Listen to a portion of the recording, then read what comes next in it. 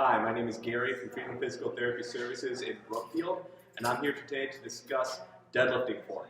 So there's two types of deadlift, sumo deadlift and conventional deadlift. I'm going to show you the conventional deadlift form. To start out, you're going to have your grip staggered, one forearm up, one down. You can do it opposite way if you like. This helps give you better grip on the bar so it doesn't just roll out your fingers. Next, you go on your feet, a little bit past shoulder width apart. I tend to go right about here for myself.